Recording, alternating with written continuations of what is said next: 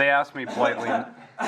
Stop. They asked me very politely not to record them because they just started dying. Just start sniffling. Actually, it's simple. She's got a lot better. Today wasn't too bad, but all right. So today, practice guide. We're going to work on the first half of it today. Second half tomorrow. Make sure that at some point you're still working on the homework that we assigned on Friday. That was your page 547. That was on cosecant and secant. That's due this Wednesday. Practice guide, due basically the same day, because our test is Wednesday, Thursday this week. Now, just to give you a fair warning, I know that I will not be in the building Thursday. What? Hold on. So I know I'm not going to be in the building Thursday. We got meetings with the math department over at the AEA building. So I know I'm not going to be here. So here's the thing. You will still have the 2 days to work on it. Now I know that's unfortunate. I won't be here the second day. I will allow you on Friday to ask questions if you still have it. So we'll continue the test Friday, but I'm not going to do the full period again. Okay, I'll do maybe the first 15 minutes of class. That way if you have a certain question, you can ask. I don't like being missing on a test day, because you can't ask me any question if you have one. I don't get a lot of questions during a test anyways, but I just don't like being gone. So I'll give you at least the first 15 minutes Friday. Now, the bad news is, I'm not expecting school Friday. That's a lie. We're supposed to be getting paid. It's not a lie. We're supposed to have 5 days. No, they August. not And it's supposed to give you a yeah, 60 until Wednesday, then it starts going down, and then we're I'll supposed make to sure. 50 miles an hour. If we don't have school, I'm gonna think. Thanks for Well, we've used our days. We're gonna beat us same Saturday. Burn them all. Thanks So, Beat us same Saturday. But if we do this one, that's really one thing. it's not bad. All right, now, hey, so test, we'll finish whenever day we get back. I just don't like being gone Thursday. I can't help that. It's not my choice. Okay, now, Luckily, I have to. All right, now, I got you there. no, you don't. All right, now, hey, let's talk about your practice guide. Now, there is 10 questions on your actual practice test here. I know I numbered them 1 through 21 or whatever, but there's only 10 questions. I basically did 2 problems, a question. So let's go through the instructions here. Okay, number 1, converting angles into converting degrees into radians. So you gotta put your answers in terms of pi, leave it a fraction. We'll go through that here today. Okay, there's 2 of those. Number 3 and 4, we're converting radians back into degrees. We'll go through one of those today. 5 and 6. For some reason, this problem 5 and 6 is the #1 question from previous years that people get wrong. I don't know if it's this, they forget what coterminal is. It was a small part of what we did. It wasn't, we didn't spend so many days on it. And the other thing is, a lot of people forget that you have to give me 2 of them. Not just 1, you have to give me 2 for each problem. I think that's the #1 thing that people got wrong previous years. Okay, scrolling down. 7 and 8, story problems. I give you the formula for these. We'll go through one of them today, but I give you the formula. It's this arc length formula, where you take the r, the radius, times your angle. The angle has to be in radians. When you multiply them, you get the arc length, how far you travel on a circle. Okay, there is a typo right here, sorry. This should be meal. I don't know why I wrote water. I don't know what I was thinking. So just cross it out. That was my one screw up on this Are test. you thirsty? So that's what the other class said. I don't know what I was thinking when I typed that out. All right. But again, that was kind of the idea that that we're going to be doing. We'll do one of those today. I'll give you the hint for the second one. 9. This one is worth a lot of points. It really mimics one of our later problems we'll have on this practice guide. You have to draw the triangle in whatever quadrant I tell you, and they give you the coordinate where the triangle's drawn. I'll explain that one later. This is actually one of our last problems we'll be hitting today. Once you have the triangle set up, then you can find all the 6 trig functions. That's why that one is worth so many points. I'll explain it. We've done these problems before. I just want to make sure that you understand how to set it up. Okay, so we'll get there. We'll get to this problem later today. 10 and 11, this is the second most missed question, believe it or not, on the test from previous years. It's because of the word cofunction. A lot of people don't remember what cofunctions are. We spent a little bit of time in class talking about them. We did a couple homework problems on them, but we spent most of the time on everything else. So I'll refresh your memory on how to do that today. Okay. 12 and 13, you need a calculator. This is one where you use the inverse button on your calculators to find what the angles are. Okay, I'm looking for the angle. Has to be very specific. Now, we'll probably see these tomorrow. If I happen to put a reciprocal function here, like cosecant or cotangent or something in here, I'll explain how to do that. I'm not expecting that I did that. I think I just picked normal ones because you don't have cosecant buttons on your calculator, but I will explain how you can actually approach that. Okay? Now, that one requires a calculator. Just a reminder, and this is just a little words of wisdom. On test day, I will not teach you how to use that calculator. There's an inappropriate question on test day.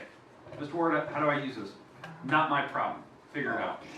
Okay, if you have a question on a calculator or how to use one of mine, that's what today and tomorrow is all about, or after school or before school. Don't ask me test day. I'm not going to tell you how to do it. Okay, so you've been forewarned on that.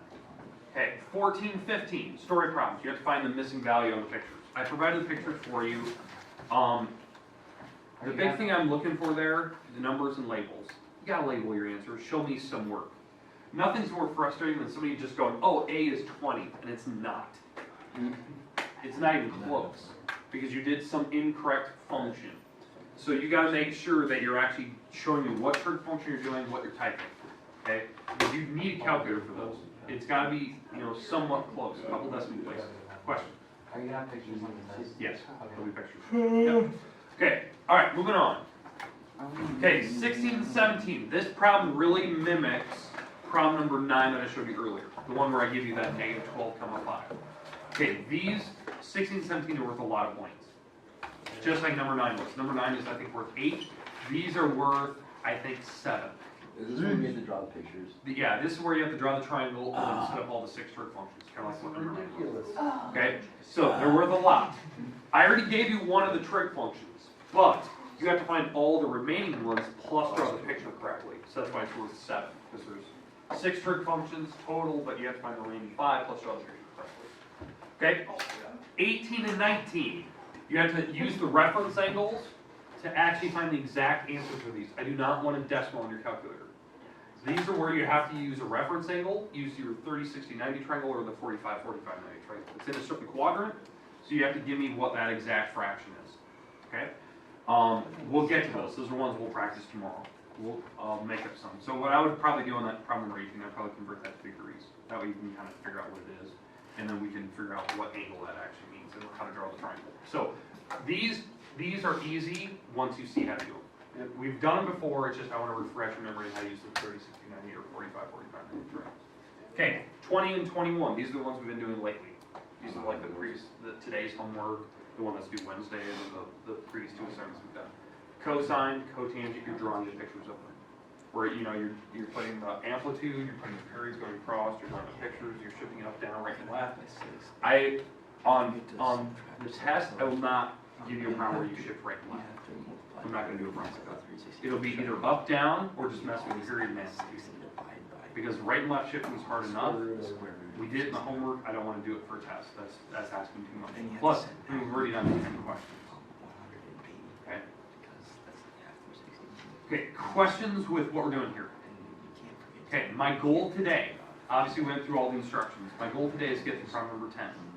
So we're gonna walk through each problem. I'll basically do kind of one problem each because you have 2, so I'll do one of the 2. And once we get to 10, I'll give you the rest of the time today where you can actually work, finish them up, finish up the ones we skipped over, ask questions if you have them, or work on this page 547. That is due Wednesday. So kind of keep that in mind. Okay, questions? I'll probably hand back homework tomorrow just so you can make fixes the rest of the week. Stuff like that. Oh gosh. I think it'll be in the grade book actually later this afternoon, but everything's graded. I just haven't put it in the grade book yet. I like your shirt. Thanks. Okay, we good? Alright, let's jump back.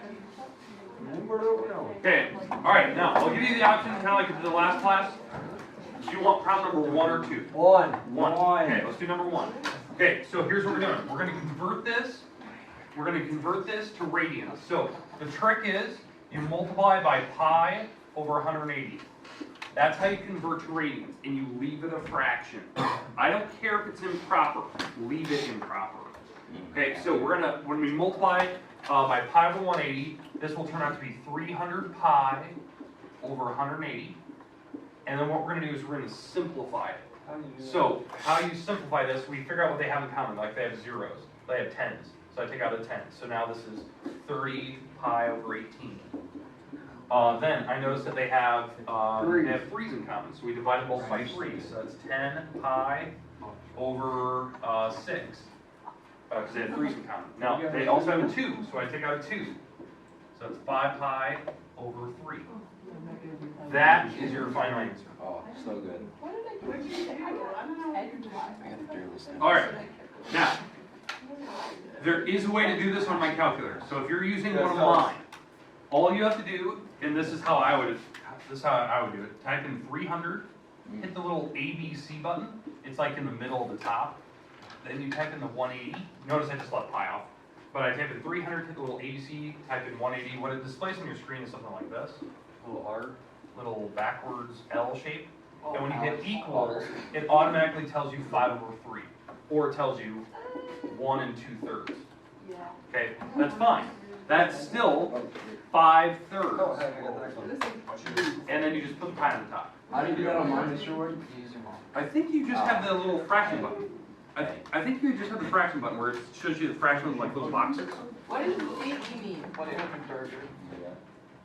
Yeah, so you have a little fraction, type in the 180, and when you hit enter, it should just tell you the my pi God. on the top. Okay. So 5 pi over 3. Okay. All right. Hey, any questions with the calculator idea? Now, hey, I do not want the mixed number. I want it back to this. You just make sure you put the pi on the top. Because notice I left pi off.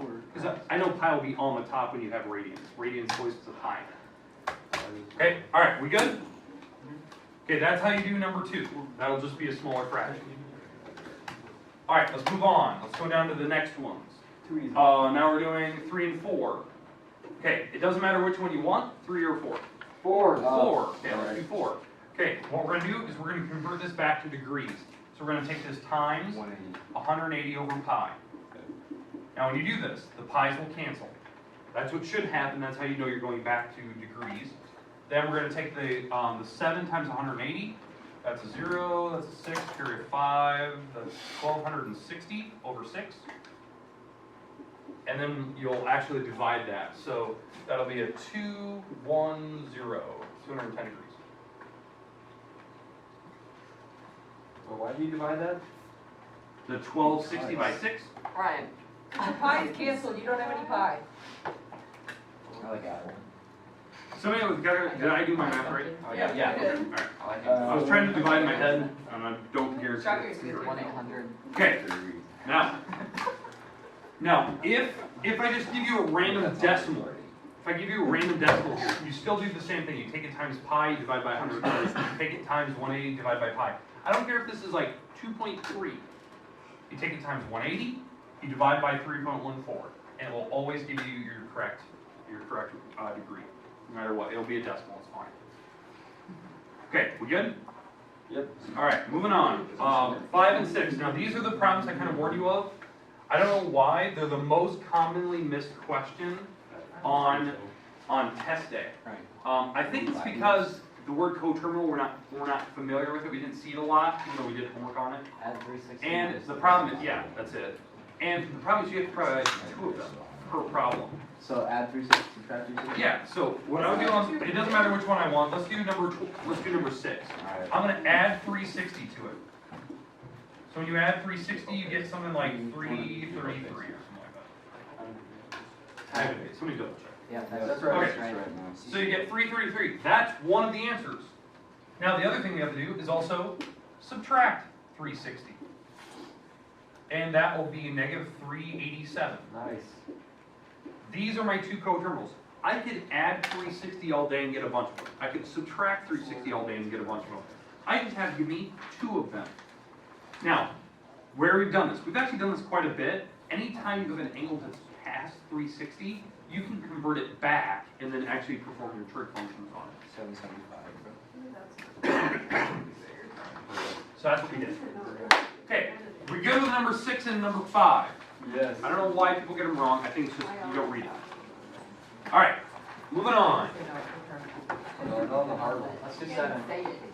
Okay, 7, okay. All right, so on 7 and 8, we'll do 7. I'll give you the hints on how to do number 8, okay? All right, it'll be some type of story problem. We're still using this formula. The formula will be printed on test day. It'll be right up here, just so you have it.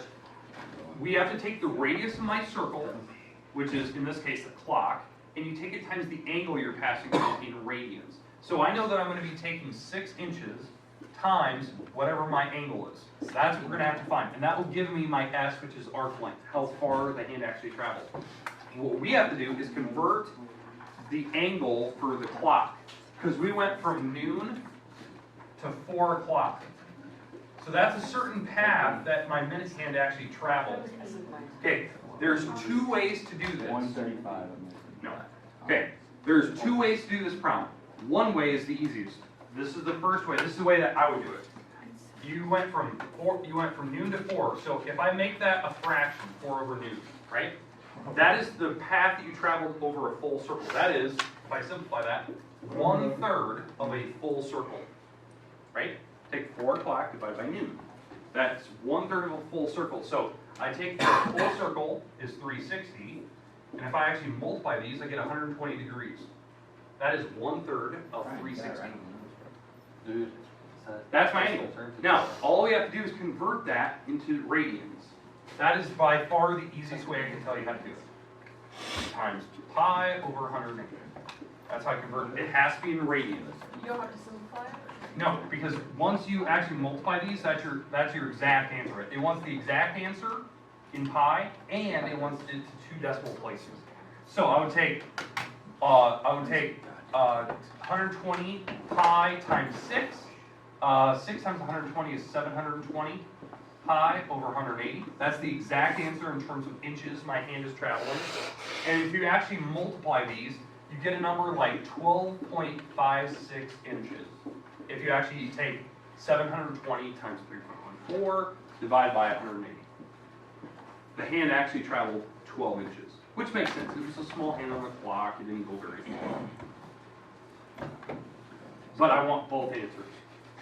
Now notice, did I use degrees here? No, you have to use radians. Now, that was one way to do it. Some people really like that. They're like, oh yeah, that makes sense. You went 1/3 of a circle. The other way to do it is figure out how many degrees it is per minute. So like you take 360 divided by 60 minutes, so that's 6 degrees per minute. And you went for 20 minutes, noon to 4. That's 20 minutes. So you take 20 minutes times 6 degrees. That's 120 degrees. That's another way to do it. But, all right, now, the second question, other than my stupid mess up with the water. All right. What you have to do on this problem, you have to take the radius, which is 25, times the angle in radians. Now, what you're doing on this problem is you're going 2 full circles. You're doing 2 full revolutions. So that's 360 twice. Yeah, but you have to convert that to radians and then take that times 25. Your number will be big. You're doing 2 full circles. That's a really big angle. So you're converting that to radians, and then you're taking it times 25. That will tell you your answer in feet, and that's actually per minute. This is still the same formula, right? Arc length can give you the feet, like this path you're taking per minute. It can give you linear speed, which is the distance. 314. All right, we good? How do you do those? I want the exact fraction, and I want the decimal approximation. Now, you have to be close. Nothing's more frustrating than somebody doing all this math and just taking 720 times 3 divided by 180. They're not even going to do 3.14, and their answer turns out to be like 15. You're way off from mine, and I count wrong. You have to go at least 3 or 4 decimal places. How about I just use all those decimals in there? Fair enough. You'll be more accurate. Oh, yeah. Okay. Are we good with 7 and 8? Yes. Moving on. Let's go number 9 now. This is the one that we got to make sure we know how to do because it's worth 8 points. All right. Number 9. The first thing we have to do, we have to draw this. We have to figure out what quadrant we're in and actually draw it. So when I look at this problem, I'm in quadrant 2, because it's negative 12 comma 5. So, quadrant 2, that's going over negative 12, going up 5.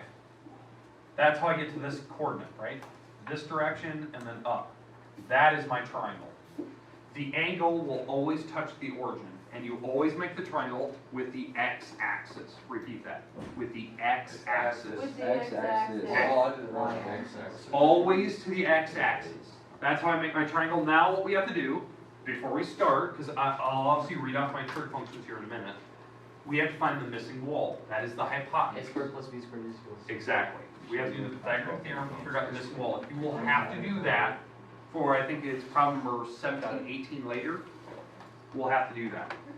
Okay? So, a squared plus b squared equals c squared. Now notice, the number I'm missing is the hypotenuse. So that's my c squared. Notice what I do with my 12. If you're going to type in negative 12 in your calculator, you better put parentheses around it. Because if you don't, you'll get it wrong. So, negative 12 squared is 144, it's positive. 25 squared is 20, or 5 squared is 25. When you add that together, you get 169, which is actually a perfect square root. 13. That is your hypotenuse. And your hypotenuse should always be positive. The other two walls can be negative, the hypotenuse will always be positive. Now I can read off my trig functions. My main three: sine, cosine, and tangent. Then we have to read off the reciprocals as well. Cotangent, secant, and cosecant. How I always remember how the pairings work: every trig function is always paired with something that starts with a C. Every trig function is paired with something that starts with a C. Okay, I'll go through the fractions here in a second.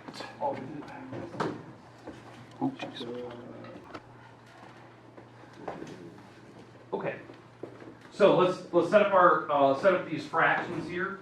So sine is for my angle is opposite over the hypotenuse, and this is where my angle sits. So opposite over hypotenuse, so that's 5 over 13, and that should make sense because what quadrant are we in? Second. So sine better be positive. Just think about the trig function. Sine is always positive in the second quadrant. The big thing that I know people mess up on this problem: negative signs. That's the number one thing people messed up on the homework.